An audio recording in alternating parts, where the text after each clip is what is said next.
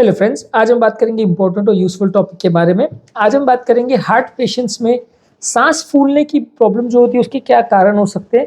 Obviously किसी भी तरह की बीमारी में जब तक हम प्रॉपर कारण को नहीं समझ सकते तब तक हम प्रॉपर मैनेजमेंट नहीं कर सकते। हम हर बीमारी के कारणों को समझेंगे तभी हमें उन्हें ट्रीट करने में मदद मिलेगी।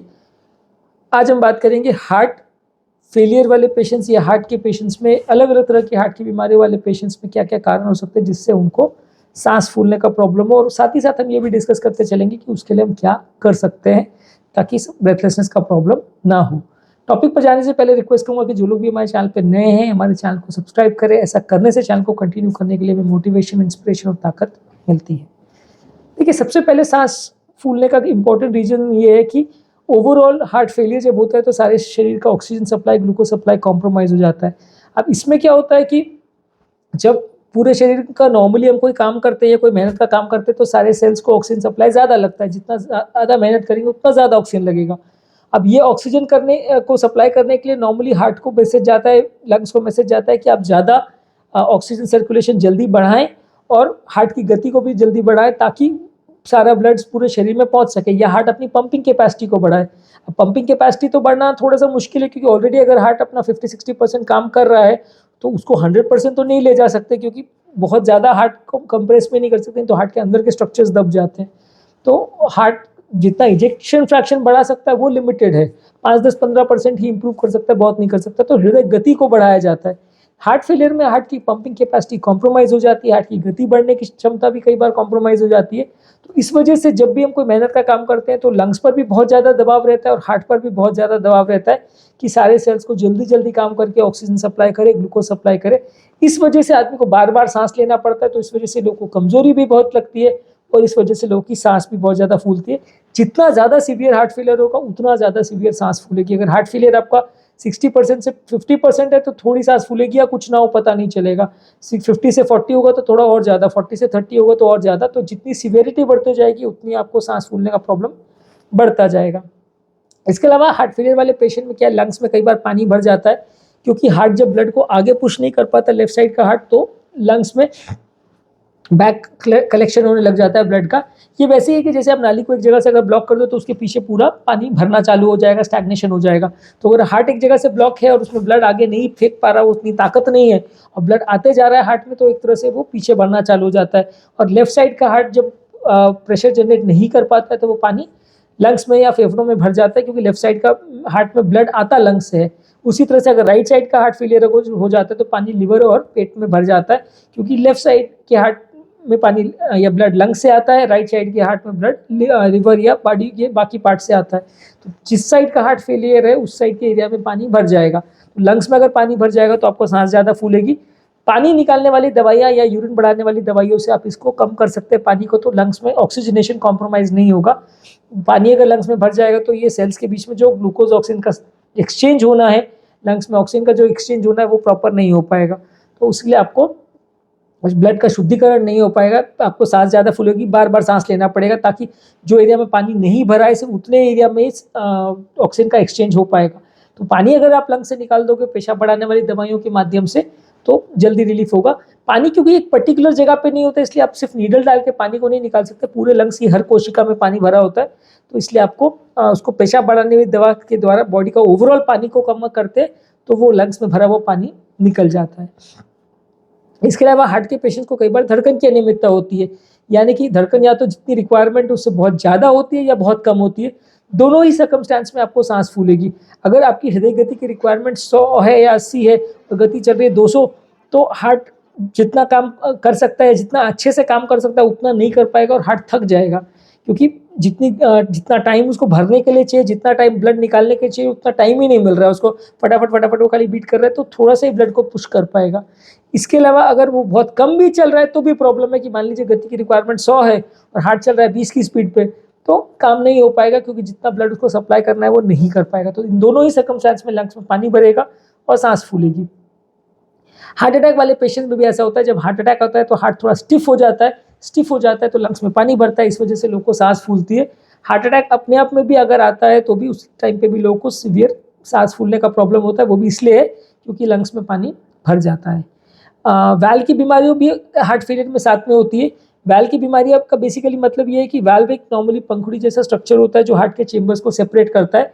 जब हार्ट फेलियर हो जाता है तो हार्ट डायलेट हो जाता है तो वैल्व में लीकेज बढ़ जाता है, तो ये लीकेज बढ़ता है तो ब्लड आगे जाने के बदले पीछे जाने लगता है, तो इसकी वजह से लंग्स में भी पानी भरने लगता है। इसके अलावा अगर सारी कोशिकाओं में अगर ब्लॉकेजेस वगैरह हैं, सारी टिश्यूज वगैरह में भी अगर नलियों जो सप्लाई करे उसमें भी अगर कोलेस्ट्रॉल जमा हुआ है, ब्लॉकेजेस वगैरह हैं, तो उसमें भी एरिया को ब्लड सप्लाई नहीं मिल पाएगा, तो उसमें भी आपको अलग अलग तरह का सुस्ती होना, कमजोरी होना, सांस फूलना, इस तरह की प्रॉब्लम्स आएंगी। पल्मोनरी हाइपरटेंशन होता है जो कि हार्ट पेशेंट्स में जब राइट साइड का प्रेशर बहुत ज़्यादा बढ़ जाता है तो पल्मोनरी आर्टरी यानी जो हार्ट से राइट साइड के हार्ट से जो लंग्स में नली कनेक्ट करती है, ब्लड लेके जाती है, उसका प्रेशर बढ़ जाता है। इसकी वजह से भी लोगों को सांस फूलने लगती है, इसकी वजह से भी ऑक्सीजन प्रॉपर नहीं हो पाता है और लंग्स में प्रॉपरली ब्लड जा नहीं पाता है। राइट साइड के हार्ट को और ज़्यादा मेहनत करनी पड़ती है ब्लड को पुश करने में, तो ये पल्मोनरी हाइपरटेंशन भी अगर सीवियर हो तो भी लोगों को सांस फूलने का प्रॉब्लम हो सकता है। इसके अलावा कई हार्ट फेलियर के पेशेंट को स्लीप एपनिया हो जाता है। नॉर्मली तो स्लीप एपनिया ज़्यादा मोटे लोगों को होता है क्योंकि सांस की नली फैट की वजह से दब जाती है जिससे लोगों को सांस फूलती है, पर देखा गया है कि हार्ट फेलियर के पेशेंट में भी स्लीप एपनिया ज़्यादा होता है। स्लीप एपनिया ज़्यादा होने की वजह से जब आप रात को सोते हो तो पानी ज़्यादा भर जाता है, तो इसलिए लोगों को सांस फूलती है। इसके अलावा ऑर्थोपनिया में भी यही होता है। ऑर्थोपनिया का बेसिकली मतलब ये है कि जब हम रात को सोते हैं तो पाँव का पानी जो है वो ग्रेविटेशनल फोर्स की वजह से लंग्स की तरफ आता है। वीक हार्ट होने की वजह से हार्ट उसको पुश नहीं कर पाता, तो इसलिए वो एक्स्ट्रा पानी लंग्स में भर जाता है। तो जैसे आप सोते हो आपको सांस फूल जाती है, जब आप उठ के बैठते हो तो आपको अच्छा लगता है। उसी तरह से अगर बहुत ज़्यादा अगर पानी एक बार में भर जाए और हार्ट पूरी तरह फेल हो जाए तो पैरोक्सिमल नॉक्टर्नल डिस्निया होता है, जिसमें सोने के 2-3 घंटे के बाद सडनली इतनी ज़्यादा सांस फूलती है कि आदमी लेट ही नहीं पाता और उसको काफ़ी देर तक उठ के बैठना पड़ता है, तब जाकर उसको सांस आ पाती है। तो ये भी काफ़ी कॉमन है हार्ट फेलियर में। इसके अलावा हार्ट फेलियर में ब्लड बनने की क्षमता भी कम हो जाती है, ऑक्सीजनेशन की क्षमता कम हो जाती है, बोन मैरो जो जितना हीमोग्लोबिन बना सकता है वो भी कम हो जाता है, तो खून की कमी होना भी हार्ट फेलियर में काफ़ी कॉमनली देखा गया है, जिसकी वजह से लोगों को सांस फूलती है। मेंटल स्ट्रेस भी काफ़ी लोग को होता है। मेंटल स्ट्रेस की वजह से भी लोग कई बार प्रॉपर अपना काम नहीं कर पाते, कुछ एक्टिविटी नहीं कर पाते, तो इससे भी लोगों को सांस फूलती है। लोग लंबे समय तक अगर हार्ट फेलियर अगर उनको होता है तो वो चलना फिरना बंद कर देते हैं, मसल्स की वजह से ताकत चली जाती है, मसल्स एक तरह से डीकंडीशन हो जाती है, तो उसके बाद जब भी आप काम करते हो तो आपका स्टैमिना बहुत कम हो जाता है, आपको सांस ज़्यादा फूलती है। तो जो लोग फिजिकल इनएक्टिविटी करते हैं उनको भी बहुत ज़्यादा सांस फूलती है, तो आपको रेगुलर बेसिस पे एक्सरसाइज करना है, भागते दौड़ते या कुछ काम करते रहेंगे तो आपको सांस का प्रॉब्लम कम होगा। अगर आप शरीर को डाल लेंगे और सीडेंट्री लाइफस्टाइल पे आ जाएंगे, बैठे बैठे ही अगर रहेंगे, तो सांस का प्रॉब्लम आपको ज़्यादा होगा। इसके अलावा हार्ट फेलियर की वजह से कई बार लोगों का खाना कॉम्प्रोमाइज़ हो जाता है, तो उसकी वजह से भी लोगों को वज़न बढ़ जाता है। अगर वज़न बहुत ज़्यादा वो खाने की वजह से वज़न बढ़ जाता है, तो वज़न ज़्यादा होने से भी श्वास के मसल्स को प्रेशर पड़ता है, तो सांस ज़्यादा बार लेनी पड़ती है। डायफ्राम पर भी फैट की वजह से मूवमेंट नहीं हो पाता, तो मसल्स की ताकत नहीं रह पाती है, तो इस वजह से भी लोगों को सांस फूलती है। इसके अलावा हार्ट के कई बार पेशेंट्स में लंग्स की भी बीमारी साथ में हो जाती है। हार्ट की वजह से क्या लंग्स में पानी बढ़ता है तो लंग्स की सेल्स की इम्यूनिटी भी कम हो जाती है, सेल्स में जो कचरा निकालने के लिए म्यूकस को हटाने का जो प्रोसेस है वो भी कॉम्प्रोमाइज़ हो जाता है, तो बार बार लंग्स में इन्फेक्शन होते हैं। बार बार अगर लंग्स में इन्फेक्शन होते हैं तो भी लोगों को सांस फूलने का प्रॉब्लम ज़्यादा होता है। लंग्स की बीमारियाँ भी साथ में कई बार को एग्जिस्ट करती हैं। इसके अलावा कुछ मेडिसिन है जैसे कि बीटा ब्लॉकर्स है, उससे लोगों का एस्थमा प्रेसिपिटेट हो सकता है, तो उसकी वजह से भी लोगों की श्वास की नलियाँ सिकुड़ जाती है, तो सांस फूलने का प्रॉब्लम ज़्यादा हो सकता है। इसके अलावा हार्ट फेलियर के पेशेंट्स की जैसे जैसे एज बढ़ती जाएगी वैसे वैसे भी उनको ब्रेथलेसनेस ज़्यादा होगा। एज के साथ उनकी फिजियोलॉजिकल एज और उनका ओवरऑल स्टैमिना भी धीरे धीरे करके गिरता जाएगा, तो जैसे जैसे उनकी एज बढ़ते जाएगी उनका स्टैमिना कम होता जाएगा, सांस ज़्यादा फूलेगी। ये देखा गया है कि फीमेल पेशेंट्स में कंपेरेटिवली उनको ब्रेथलेसनेस ज़्यादा होता है, तो same amount of heart failure में अगर फीमेल पेशेंट है तो उनका मसल मास कम रहता है, रेस्पिरेटरी मसल्स की ताकत कम रहती है, तो उनको सांस कंपेरेटिवली ज़्यादा फूलती है as compare to male patients. कुछ लोग की फैमिली हिस्ट्री भी इसमें कॉन्ट्रीब्यूटरी है कि अगर जिन लोगों को हार्ट डिजीज़ या लंग डिजीज़ का साथ में अगर फैमिली हिस्ट्री है तो वैसे लोग को ज़्यादा प्रॉब्लम होती है, कुछ लोग को कम होती है, तो थोड़ा बहुत इसमें फैमिली हिस्ट्री का भी रोल है, थोड़ा बहुत इसमें लाइफस्टाइल का भी रोल है।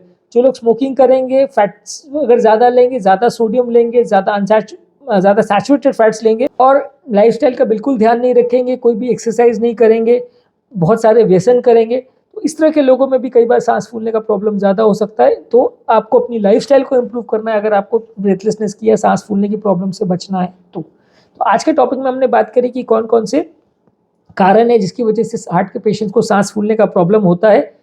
ब्रेथलेसनेस को इम्प्रूव करने के लिए हार्ट पेशेंट्स में क्या क्या टिप्स होते हैं उसके बारे में अलग वीडियो हमने किया, जो कि आप अपने चैनल पर देख सकते हैं। यदि इस टॉपिक को संबंधित आपकी कोई कमेंट्स, क्वेरी, सजेशन है, कोई और टॉपिक्स पर आप चाहते हैं वीडियोस बनाए, कोई पेशेंट रिलेटेड क्वेरीज है, तो नीचे कमेंट सेक्शन में उनके बारे में बताइए, हम उन्हें कवर करने का प्रयास करेंगे। अंत में डॉक्टर नवीन अग्रवाल, मैं तहे दिल से आपका शुक्रिया अदा करूँगा कि आपने इस टॉपिक को एंड तक देखा और डेफिनेटली आपको कुछ नए पॉइंट्स इससे मिले होंगे। जो लोग हमारे चैनल पे नए हैं उन्हें रिक्वेस्ट करूँगा कि चैनल को सब्सक्राइब करें। ऐसा करने से चैनल को कंटिन्यू करने के लिए हमें मोटिवेशन और इंस्पिरेशन मिलती है। जब भी हम कोई नया कंटेंट अपलोड करते हैं उसका नोटिफिकेशन आपको तुरंत मिल जाता है।